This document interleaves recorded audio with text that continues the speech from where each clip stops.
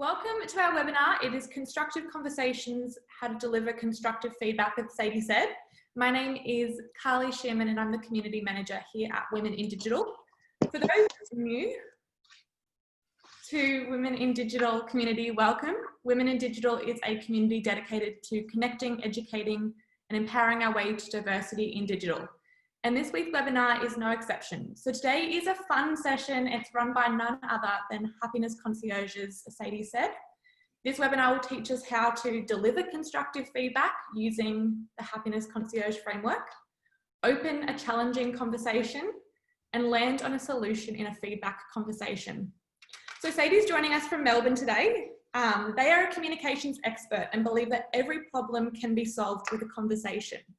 Whether Sadie has their internal communications hat on as the internal comms lead for Uni Super, or their executive coaching hat on as head of outcomes at Happiness Concierge, Sadie chooses to see opportunities because it's a choice. Sadie has helped individuals from Monash, UTS, RACV, and Legal Super present with conviction, convert pitches into action, and ace constructive conversations. Sadie's influencing skills have positively impacted the careers of rock stars at places like NAB, Swinburne, University of Melbourne, and senior executives in the entertainment industry as well. And today they're going to be working with you. So here is how today's going to work. I'm going to hand over to Sadie and they will spend the next 30 minutes with you discussing constructive conversations and the framework that you need to know. Then I'll be jumping back on with Sadie and we'll have a live Q&A and a bit of a chat as well. And with that, I'm going to hand over to you, Sadie. Amazing, amazing. Thank you so much. What a wonderful introduction. So I'm Sadie Sade and I'm from Happiness Concierge. So we're the kick-ass training company helping organizations and individuals across the globe ace work and life. And this is really my most favorite thing to teach and my most favorite thing to go over. Before we kick off today, I'd like to take a moment though, just to acknowledge the traditional custodians of the land we meet both virtually and physically today, and acknowledge their elders past, present, and emerging. So I'm sure that you're all very aware of the question and answer function. If you have any questions that come up throughout the chat, please pop them in that function and we'll go over those at the end. So let's get started. Constructive conversations. What is a constructive conversation? So at Happiness Concierge, we break it down so simply for you that even Joey Tribbiani, a member of the Friends cast, is able to understand it. A constructive conversation is quite simply the giving and receiving of constructive feedback. So it's two parts. Today we'll spend a considerable amount of time looking at the giving of constructive feedback and then a little bit of time at the end looking at receiving. Now the reason we spend extra time looking at giving constructive feedback is because we've seen evidence whenever we teach constructive conversations that the more constructive conversations are happening within a workplace, within a family, within a team, within a community like yours, the easier it becomes to receive constructive feedback. So constructive conversations are simply giving and receiving constructive feedback. So why is this an important skill to have, you might be wondering? Well, if you can have constructive conversations, it makes you a better team. You'll have things humming along because you're able to talk about things openly and honestly. It makes you a more effective leader, and that might be the leader of a project team, a community, a group at work. It might also make you, a better leader of your household, say, because, our family units are teams as well. Something that's always surprising to our attendees of this workshop is that constructive conversations also help with retention. That's right, retention. So in a Resilium Consulting survey, they found that almost 50% of people would rather leave a job and than have a conversation to address a workplace issue. That's 49% of people would rather leave a job than have a conversation to address a workplace issue. So I'm talking about quit, pack up your things, leave, dust off that CV, jump onto Seek, trawl through all of those job ads, have a look, apply for 10, get an interview for 2, and then start the process again, because we all know that this process, it can be quite lengthy. People would rather leave a job, go through that process, than address a workplace issue via conversation, via means of conversation. So the ability to have constructive conversations, giving and receiving constructive feedback, helps with workplace retention, which can be super, super costly. So while we go through this, I'll ask you to, take a moment to think about a couple of things. And first up, I'd like to invite you to think about the most unhelpful piece of feedback you've ever received. So think about the most unhelpful piece of feedback you've ever received. And try to remember, how did that impact you? How did that impact you? I'll just give you a moment just to think about that most unhelpful piece of feedback. What was the impact? What we find is that unhelpful feedback often has a really deep impact, and an impact that can last for years. It's often really easy for people to recall more than 1 or 2 pieces of unhelpful feedback, and when thinking about it, almost go back to the time when it happened, and it can have quite a negative feeling. So unhelpful feedback has a lasting effect. And in times of difficulties, people felt that their manager didn't provide clear guidance or specific feedback. Didn't provide clear guidance or specific feedback. So that unhelpful feedback has a lasting impact, and it seems to happen quite often. But let's snap ourselves out of thinking about unhelpful feedback and move to thinking about helpful feedback for a moment. And how did that helpful feedback make you feel? So try to remember a really helpful piece of feedback that you received. And I'll just give you a moment to think about what that was and how it made you feel.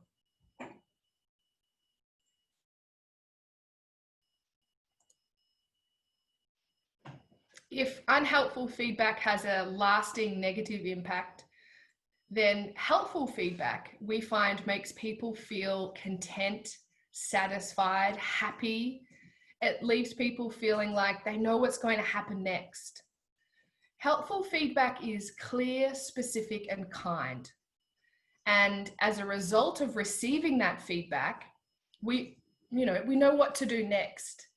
Both parties, both the party giving the feedback and the party receiving the feedback, know what the actions are afterwards. It helps us move forward. It helps us get on with things. So you can start to see the link between constructive conversations, really helping with effective teamwork, great leadership, helping with retention, helping projects happen faster, quicker, on time, to budget, and helping organizations succeed. Clear feedback, the ability to have constructive conversations, means that there's trust built in the organization. And trust is one of the key pillars in high-performing teams. So helpful feedback is clear, specific, and kind. So now that we know why giving constructive feedback is a good thing, let's talk about at what point should you be giving feedback? Because it's not every single scenario in the world for giving feedback. Happiness Concierge has found 3 key areas where giving feedback is perfect. So we say at Happiness Concierge that you give feedback if you're looking to reinforce a behavior. So that's to tell someone they've done a good job. To say, hey, Helen, I noticed that you were, topping up the paper in the printer often. And as a result, it's really efficient and we can get all of our printing done. Keep doing it. It's awesome. So reinforcing a positive behavior. Giving feedback to help someone improve a behavior. So if you note that someone might need to change something in order to get better, then you give them feedback to do so. So to improve a behavior. And finally, we say at Happiness Concierge, there's no greater reason to give feedback than to help someone in your care or on your team support a goal. So if you're aware that someone wants to go from A to B, and you notice that there might be some things getting in the way of them achieving that goal, you give them feedback to support a goal. So that's 3 key reasons to give feedback. And that's a really good first place to be. If you find yourself thinking, is now the time to give feedback to person X? Or is now a good time to give feedback to person Y? Before giving that feedback, ask yourself, is this feedback reinforcing positive behavior? Is it helping to improve a behavior? Or am I helping support a goal? And if the feedback isn't ticking one of those 3 buckets, then ask yourself, do you need to give this feedback? You'll notice that these 3 things have one really important thing in common, and that's that they're all for the betterment of the other person. They're all to help the other person move forward and then hopefully help the team and the organization or the community move forward with them. This is also a really handy thing to remember if you're receiving feedback and you feel like, is this unsolicited feedback that I need to listen to, or is this important? When someone's giving you feedback, you can take a moment to ask yourself, they're not really reinforcing a positive behavior. Are they helping me improve a behavior? Yes or no? Or are they helping support a goal that I'm looking to reach? Yes or no?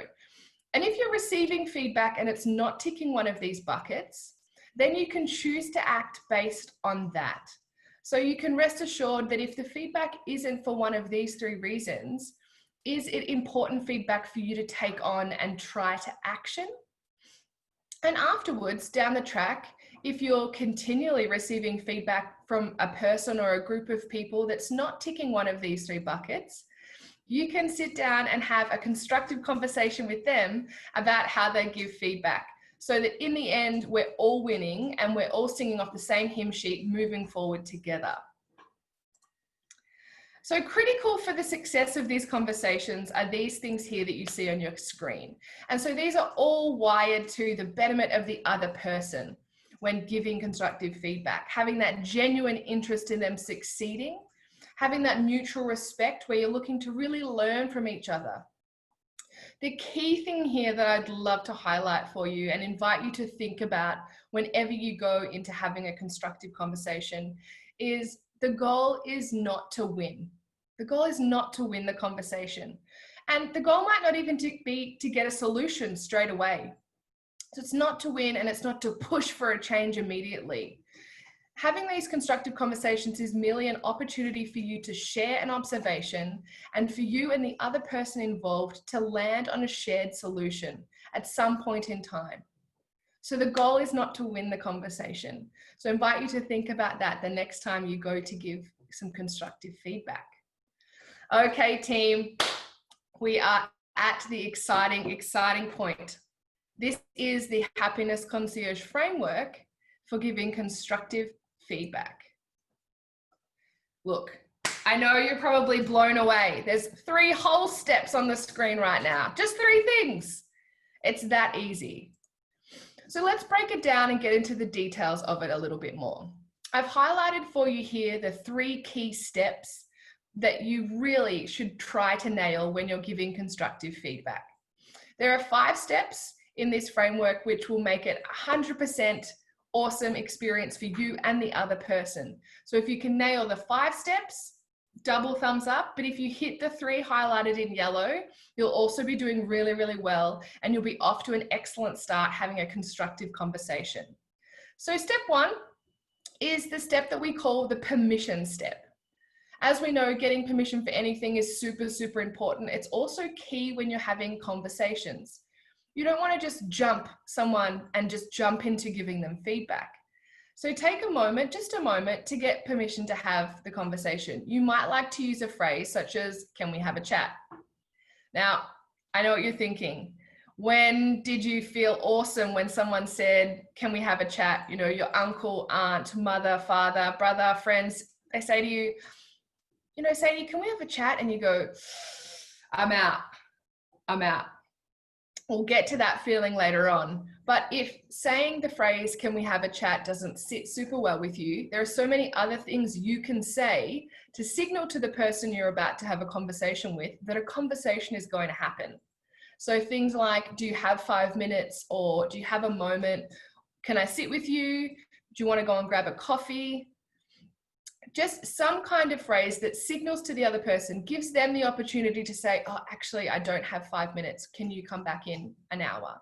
Or, yeah, I've got a second, sit down. So just something that has the other person inviting you in to participate in this conversation. So step number 2, and the first most critical step, is to share an observation. It's our observation step. And a phrase that we use at Happiness Concierge to ensure that we're sharing an observation and not an accusation is the phrase, I've noticed. So I challenge you to try and accuse someone of anything if you're using the I've noticed framework. It's super, super hard. So what we're aiming to do is share an observation, what we have observed. So I've noticed that when we've been on our Zoom calls, your eyes are closed. Simple as that. So I've noticed when we're on our Zoom calls, your eyes are closed. That's all you're doing. You're not accusing them of anything. You're merely sharing an observation. Then you move on to the third step in the framework, but the second most critical step. And that is to describe the impact. Describe the impact of what you have observed. And a phrase that we like to use at Happiness Concierge is as a result of what I have observed. So you start with, can we have a chat? The other person says, sure, sit down. You say, I've noticed, John, that on our latest Zoom calls, you've had your eyes closed. As a result of that, I feel as though you're not listening and not taking on the important information I'm sharing with the team. So you've described what you've noticed, and the impact is that, John, you get the sense that he's not listening. He's not able to take on the information that you're sharing. The fourth step in the framework, and the third most critical, is the ask step. This is where you open it up to a conversation. This is a really crucial step here, where you might like to say something along the lines of, what was your experience? And then at that point, you pause and you open it up for the other person to answer. So you've described what you've observed, you've talked about the impact of what you've observed, and then you've asked the other person, what was your experience? This is really key because when you think about it, no two people ever experience the same thing in the same way. If you and even your closest family member or closest friend go and see a movie, for example, and you've both experienced the same movie on the same screen with the same sound, you leave that movie theater and you might have a discussion about what you saw and what you liked and what you loved about the movie and the parts that you remember. It'll be different between you and the other person. There might be some similarities, but you will have experienced the same movie very differently. And that's the same with everything in life. We all have our own unique experiences. So at this point, at the ask step, you're really looking to get from the other person what their experience was. And if I've learned anything having constructive conversations over the last 5 years at Happiness Concierge, it is that I'm often surprised by what the other person has experienced and how that changes what happens next. So for example, with our example with John and his eyes closed in the Zoom chat, John might say, oh, when I've got my headphones in and I'm on a call, I like to have my eyes closed so that I can really listen and take in what you're saying. Surprising, right? Because from the lens of the person giving the feedback, which is myself, I thought that this person wasn't listening because they didn't seem engaged on the camera and they had their eyes closed. But John assures me that his eyes are closed, so he's really taking in what I'm saying and reflecting. And so after finding out that information from John, I've said to myself, well, can I make a suggestion? Would you mind turning your video off when we have these conversations? Because I feel as though that sends a better message than the team seeing you sitting there with your eyes closed.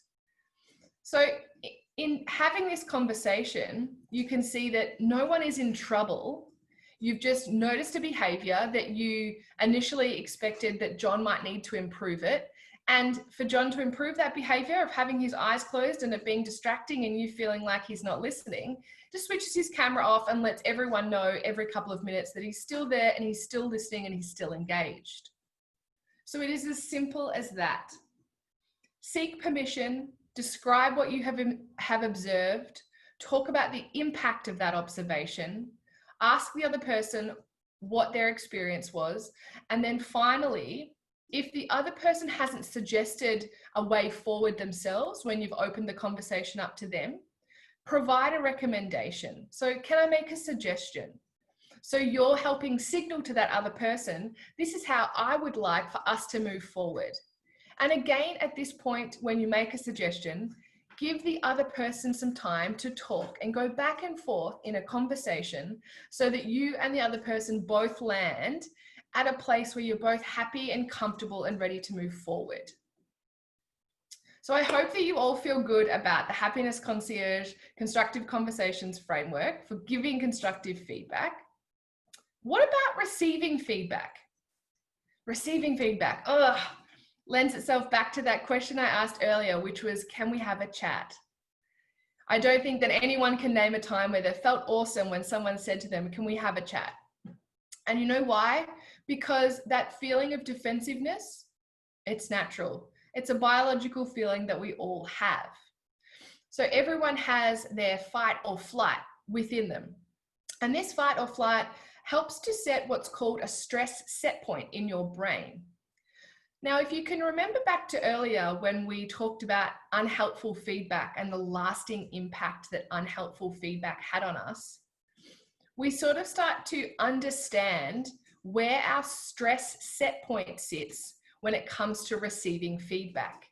If we have, like so many people across the globe, continually received unhelpful feedback, then our stress set point is probably somewhere closer to the get out of here point in your brain rather than the, yeah, I'll sit and listen.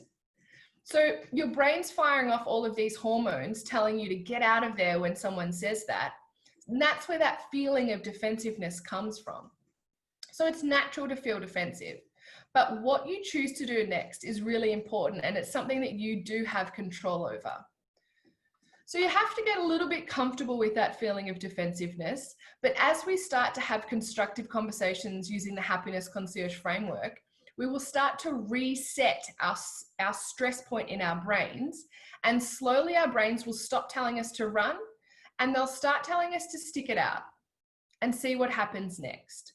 So some things you can do to help reset that stress set point is, if someone's given you feedback and you can see that it was, something that you didn't quite get right, you can take a moment to apologize, validate them for giving you the feedback, and then seek a solution.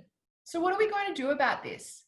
There's no point apologizing for something if we're not going to try and change it in the future. So you can apologize and then seek a solution. What's going to happen next? You can show that you understand. So again, validating that person. I see where you're coming from. I can see where I might be able to improve, or I can see how I can change my behavior and it will help better support the goal I'm looking to achieve. And then share your view. We're all experiencing things differently, and you have an opportunity to share your view. You can ask clarifying questions, make a plan to move forward. You can also sit with the person and agree to action points on next steps. These are all things that you can do and try and become comfortable with doing when you're receiving feedback. There's no need to run off and give in to that defensive feeling. And finally, something I like to talk about at the end of this presentation is, if you're anything like me and you're a reflective person, it's super okay to say that to the person giving you feedback. Often when I'm on the receiving end of any kind of feedback, even if it's feedback to say, great job, Sadie, you're absolutely killing this, keep going, I still have to be, I take a moment and say, can I just have 5 to take it in? And then agree to circle back and discuss it later. So if it's to reinforce a positive behavior and someone said to me, awesome job, Sadie, keep going, I really liked how you handled X, Y, and Z, I'll say thank you. I'll take myself away and reflect on it and then come back and say, should we go out for lunch to celebrate? That was awesome. But if someone's giving me feedback to improve a behavior or even to help support a goal, I might say, look, I'm a reflective person and I'm going to need to take 5 to really take in what you've said. And I'll agree to a time to come back to this person and discuss what's going to happen next. So what you'll notice in all of these examples when receiving constructive feedback is that all of them seek a solution and seek a way forward and a next steps. And both the person giving you the feedback and you as the receiver of the feedback, you both know what's going to happen next. You both know what the action's going to be, how you're moving yourself, the team, the organization, your community, your family unit, the club you're in, how you're moving that forward, what's next. So some things to remember when receiving feedback. So we're at that awesome point now where we have talked about the Happiness Concierge Feedback Framework, that permission, observation, impact, ask, and recommendation.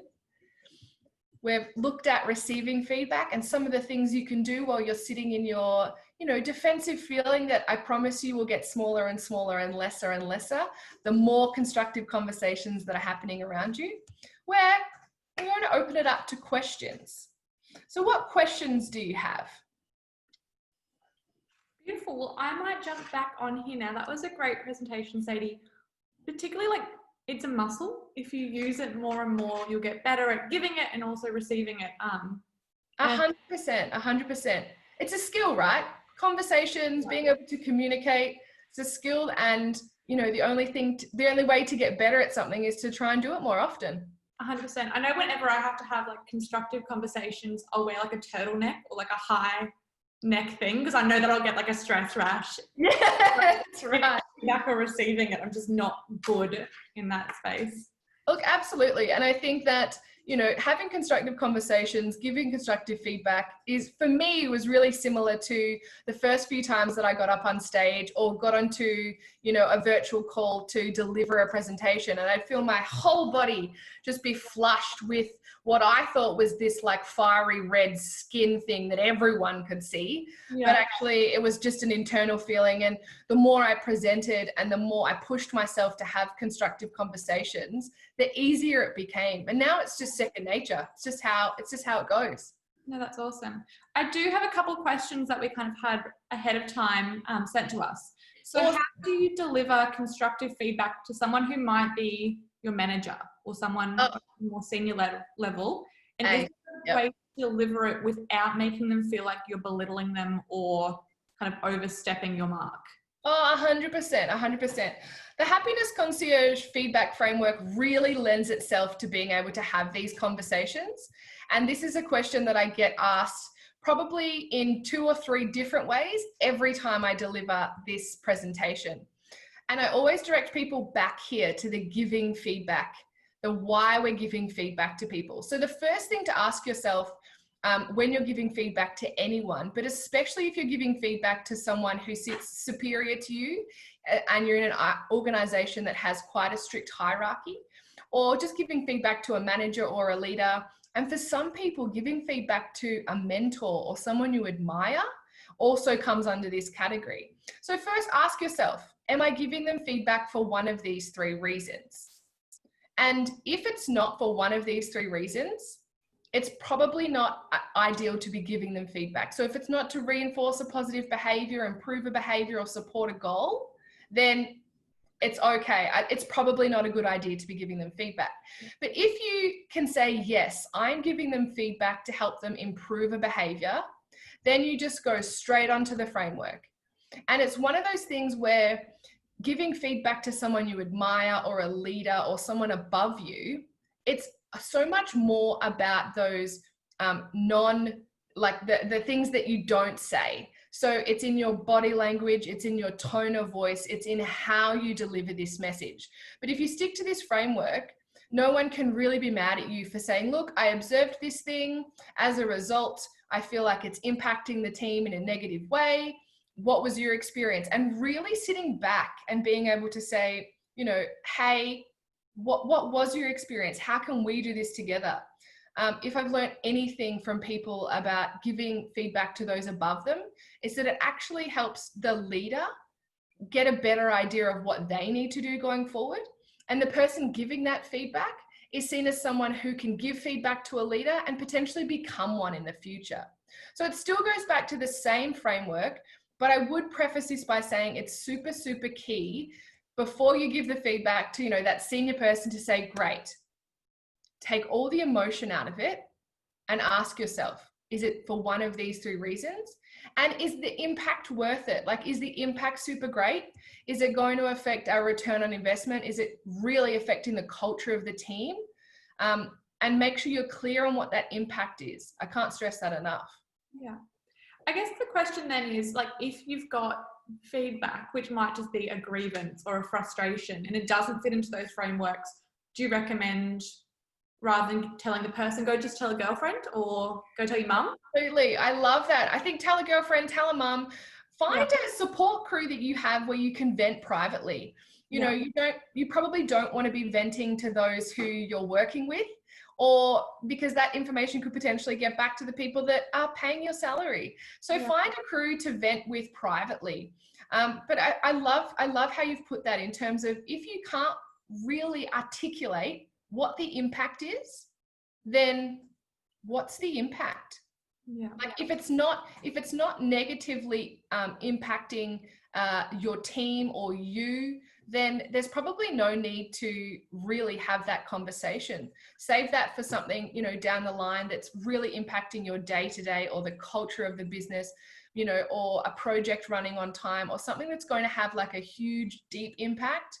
Then get your Constructive Conversations toolkit out. Yeah, no, that's awesome. If I'm the person receiving the feedback and I feel like my manager isn't using the framework, or maybe giving the feedback in an accusational way, what's the best way to deal with this professionally without getting into an argument or getting emotional? Oh, 100%. And you know what's so awesome about this is we shoot all the way back to, why we shoot back to the giving feedback. So if you're on the receiving end of feedback, and you can honestly say to yourself that the person giving you the feedback, and look, they might not be using any framework, they might have just ambushed you, and they might be talking down to you, and it could even be aggressive, but you're listening to the message. You're really taking the emotion out of it and listening to the message, and you can honestly say that the feedback isn't for one of these 3 reasons. Just let it wash over you. Yeah.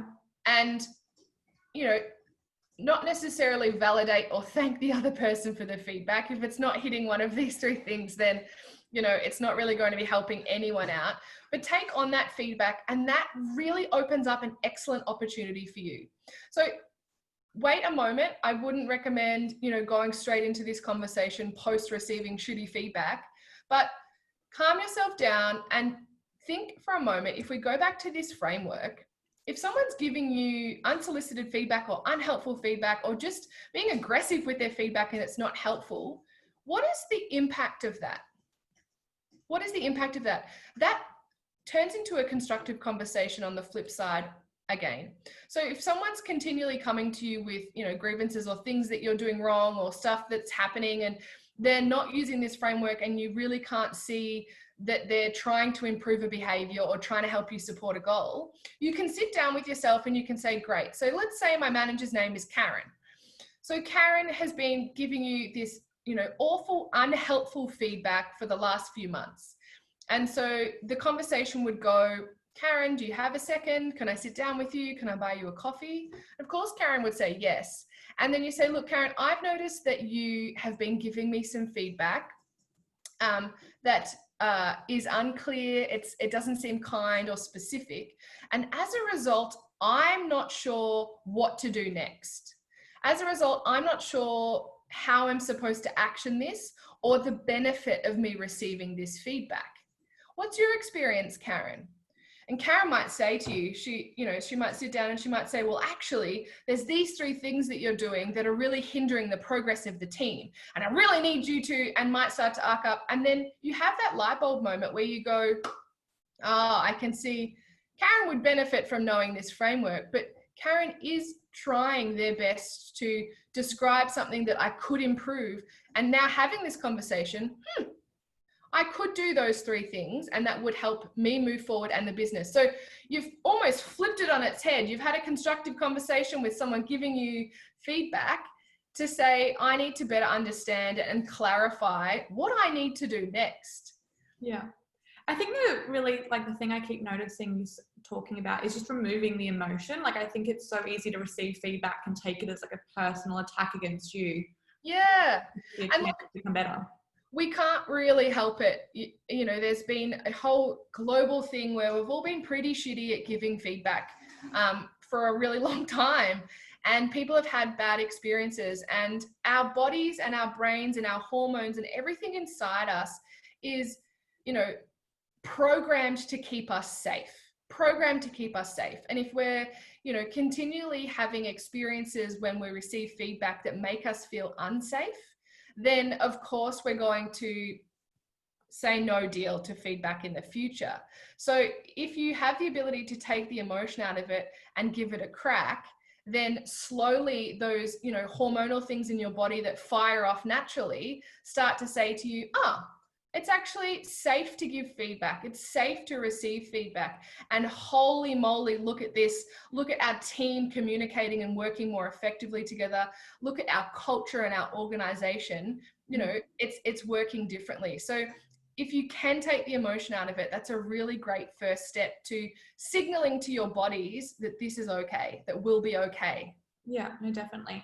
All right, final question before we wrap up for today. Yeah. What if the person receiving the feedback is already putting themselves down or knows they need to improve on the thing you're about to give feedback on, but you still feel like the conversation needs to take place?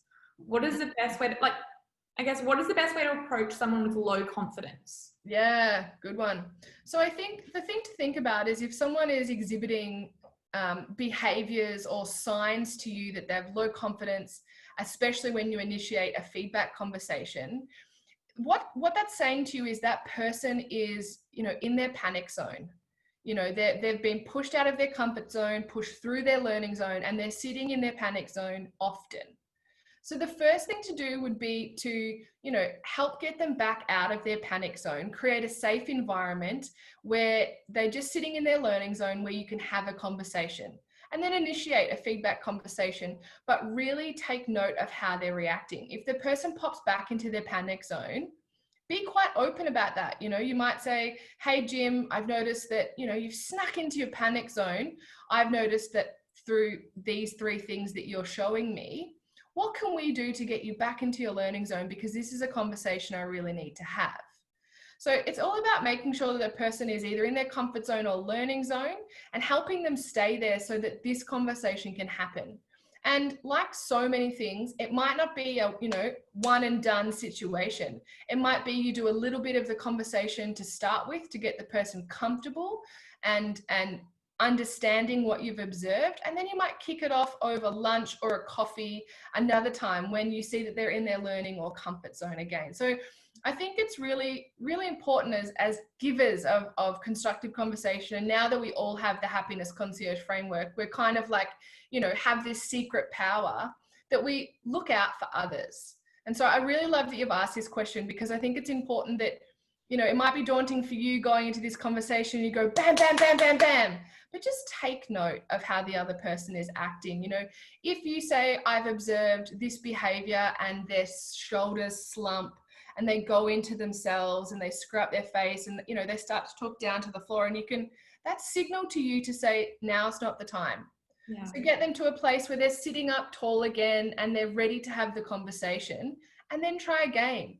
You know, if you've talked about what you've observed 3 or 4 times and they're, you know, still sitting there smiling or at least making eye contact with you, then you know you can go on to the next step. And it might be that it takes 12 times before you get to the point in the framework where you can say to that person comfortably, Jim, what was your experience? And Jim comfortably sits there in his learning zone and he's all good to go. You have to take the time to be able to do that. We have to take care of each other after all. Yeah, and I think, like, we're talking about return on investment, or what the investment is in this conversation. Mm-hmm. if you're going to have that difficult conversation, you want to get the best result out of it. So that I love that. Yeah. It or something like that. Yeah. Yeah, 100%. And, you know, how comforting is it to know that now that we have this framework and we've had these discussions today, that we can get such a good ROI when it comes to constructive conversations, because you know, we're all out there to give to each other.